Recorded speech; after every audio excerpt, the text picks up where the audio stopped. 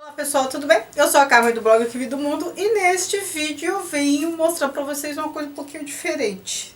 Vocês sabem que a desculpa é sempre indicar literatura.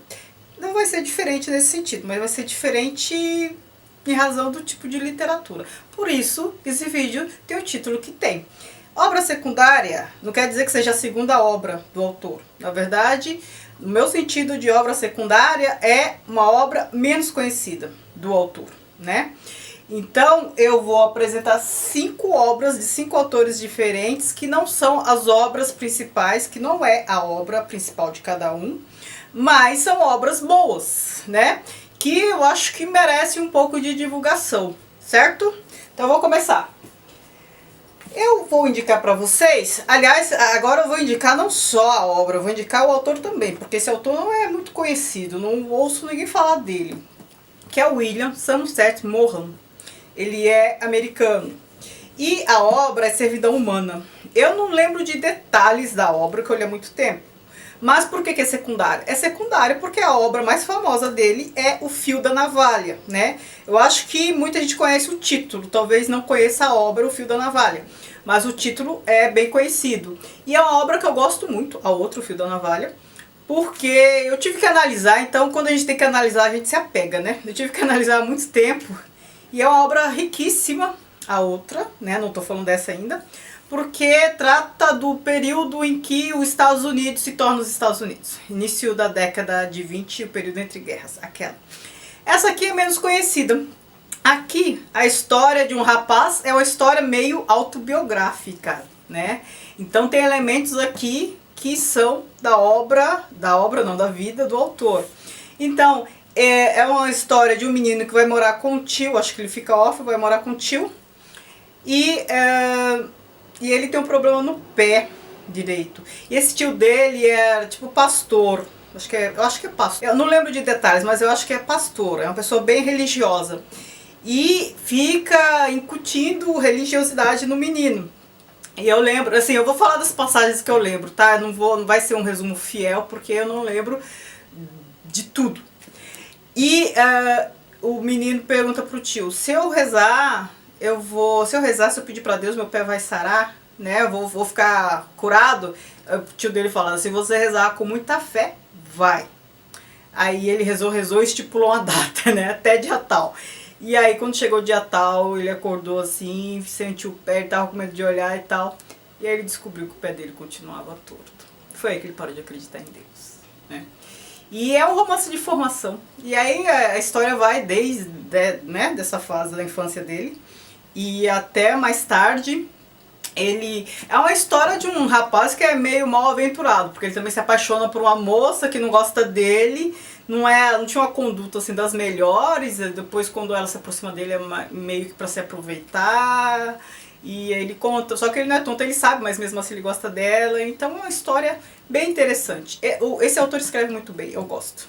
Só que ele não é muito famoso, não sei porquê, mas ele não é muito famoso. Então tá aqui a indicação. Eu não sei se ele é publicado, se tem obra recente dele, talvez só em sebo mesmo. Mas o Fio da Navalha a gente acha em sebo com mais facilidade, essa aqui talvez não. Mas assim, se acharem, esbarrarem com essa obra, leiam que vale a pena, certo? A outra obra que eu vou indicar é A Cartucha de Parma, de Stendhal. Stendhal é famoso por O Vermelho e o Negro, que é uma obra da minha vida, uma das obras da minha vida. E aqui a gente tem uma história que não é... A história é diferente, mas tem muitos elementos em comum com O Fio da Navalha. Eu vou fazer um resuminho, para quem leu O Vermelho e o Negro, eu vou fazer um resumo desta obra que poderia ser da outra, né? Ou seja, eu vou destacar alguns elementos, aí vocês vão, quem leu vai identificar. Aqui é a história de um rapaz muito bonito, né? Ou seja, chama muita atenção das mulheres. E só que aqui ele é nobre, né? Na outra obra o outro era pobre. Aqui ele é nobre, de uma família aristocrática da Itália. E ele também, ele em algum momento comete um crime e ele tem o amor de uma mulher mais velha e também se envolve com outra mais jovem. Ele fica, né, nesse rolo entre esses dois amores, vejam só a semelhança. Ele tem um pé na aristocracia e um pé na igreja, ou seja, ele aqui, assim como o Julian Sorrel de Vermelho Negro, que, sei lá, é seminarista em algum momento, ele foi instruído por padre e depois vai para um seminário, um mosteiro, meio que para fugir da confusão. Aqui também acontece o mesmo tipo de coisa, né? Ele fica entre dois amores também, e é uma história muito interessante. Eu fiz vídeo desta obra, então quem quiser saber mais, eu até comparo um pouco com o outro, eu indico. Eu gosto mais do Vermelho Negro, porque é uma das obras da minha vida, mas essa é muito boa também, né? O Stendhal, ele escreve muito bem, né? A minha edição está em inglês, né? Mas é sobre um período bem interessante, quando ainda não havia Itália, havia os ducados, condados, principados, e aqui um deles, tratado aqui, é Parma. Cartucha é uma espécie de mosteiro, não é um ambiente assim religioso. Então a Cartucha de Parma, certo? A outra obra que eu vou indicar é do Camus, chama A Queda. O Camus é famoso por O Estrangeiro, ele é famoso por A Peste, e que mais? Eu acho que de romance são os dois mais famosos dele. Eu tenho um ensaio filosófico, o legal, eu adoro ler autores que fazem ensaios filosóficos e escrevem literatura, como Sartre, por exemplo, como Camus, né? Ele tem uma obra que chama O Mito de Sísifo, que eu também tenho, que está na parte ali de filosofia, que eu gosto bastante. E aqui nessa obra, a narrativa dela é muito legal, porque em alguma medida lembra Memórias do Subsolo, Notas do Subterrâneo, depende da tradução, do Dostoiévski. É uma narrativa em primeira pessoa e um cara falando de suas memórias e do conflito de consciência, né? Ele se chama de juiz penitente e vai narrando, é uma narrativa bem carregada mesmo de uma emoção mais voltada para juízo de valor, né? A pessoa se impinge um juízo de valor, por isso que ele se chama de juiz penitente. Eu recomendo fortemente. Sartre elogiou essa obra, né? Porque é uma obra que fica entre literatura e ensaio filosófico. É muito legal, né? Muito legal. Eu li faz tempo, mas eu lembro que eu gostei bastante. Eu vou reler em algum momento também. A outra obra que eu vou indicar é A Senhora, do José de Alencar. O José de Alencar, ele é muito conhecido por Iracema, o Guarani, principalmente essas duas obras, né? Lucila às vezes cai no vestibular. Mas eu gosto mais de Senhora. Ainda não li o Guarani, eu vou ler. Mas eu li Iracema, Lucila, mas eu ainda prefiro essa, né? Embora não seja a obra mais famosa. Aqui, por que eu gosto dela? Aqui tem a narração do José de Alencar, é muito boa. Quem conhece bem Machado de Assis, conhece bem a narrativa dele, né? E ele teve como inspirador o José de Alencar, não só ele, né? Naquela época muitos escreviam mais ou menos assim, só que o Machado de Assis dá uma extrapolada, né? A narrativa dele é uma coisa assim, realmente maravilhosa. E aqui é uma narrativa magistral do José de Alencar. Ele conta a história da Aurélia. Eu fiz vídeo sobre essa obra, então eu vou deixar aqui pra você, no card para vocês verem.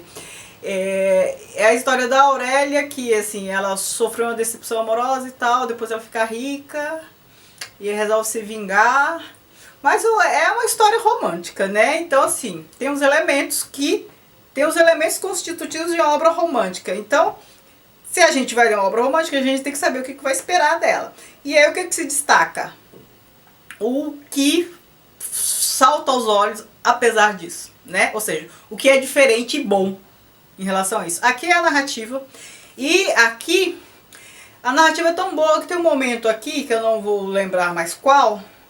Tá tudo marcado, né? Mas não vou achar mais. Que abrindo a página da marcação.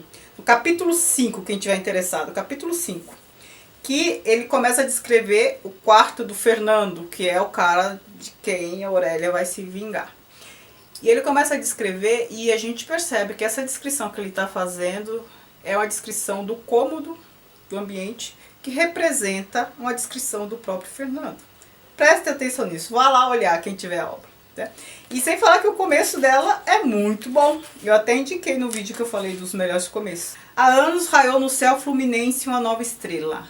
Desde o momento de sua ascensão, ninguém lhe disputou o cetro. Foi proclamada a rainha dos salões. Tornou-se a deusa dos bailes, a musa dos poetas e o ídolo dos noivos em disponibilidade. Era rica e formosa. E aí vai descrevendo Aurélia, certo? Indico, é minha obra preferida do Alencar por enquanto. E a última obra é Novelas Exemplares, de Miguel de Cervantes. Ora, nem preciso dizer que o Miguel de Cervantes é famoso por Don Quixote, que também já fiz vídeo a respeito dessa obra, né, Don Quixote. Aqui, como o nome indica, a gente tem várias novelas. E assim, você lê uma, lê duas, lê três, e você vê que tá meio repetitivo, né? Não muda muito e tal. E eu vou falar dela o que eu falei em Mil e Uma Noites, que também são vários contos. E assim, começa a ficar... As histórias são boas, mas são muito parecidas. E por que eu estou indicando se eu falo que é parecida da ideia de monotonia? Não, a gente tem que aprender a valorizar esse tipo de obra quando fala de uma realidade muito distante da nossa, em termos temporais. Ora, é assim que a gente conhece como era aquela época, como as pessoas viviam naquela época. Se os elementos se repetem, significa que era assim. Se cada novela tratasse de um elemento, de caracterizar os personagens de uma forma, o ambiente de outra forma e por aí vai, a gente não ia ter ideia de como era o século XVI, XVII aqui. A gente não ia ter ideia de como as pessoas viviam no século XVII, pessoas de determinada classe, como era a geografia, como era a paisagem, como eram os costumes. A mesma coisa em Mil e Uma Noites. Se não houvessem elementos repetitivos, a gente não ia conhecer um pouco, nem que seja por meio da literatura. Então essa descrição repetitiva que faz com que a gente entenda, conheça um pouco melhor como era o século XVI, né? Os costumes compreendendo que a gente está na Europa, século XVI, Espanha. Né? Então assim, as histórias são parecidas, com lição de moral. Então é o filho que... A mulher que é desvirtuada, e depois tem filho, engravida, não sei o que. E como os diálogos formavam a moral da época, a gente aprende lendo Novelas Exemplares. Certo? Então essas são as minhas 5 indicações. Quando eu tiver mais 5 indicações de obras secundárias, de autores que são muito conhecidos por outras obras, eu venho e falo aqui. Autor muito conhecido por outras obras, mas que tem obras que também valem a pena, que merecem uma olhada, certo? Então, muito obrigada.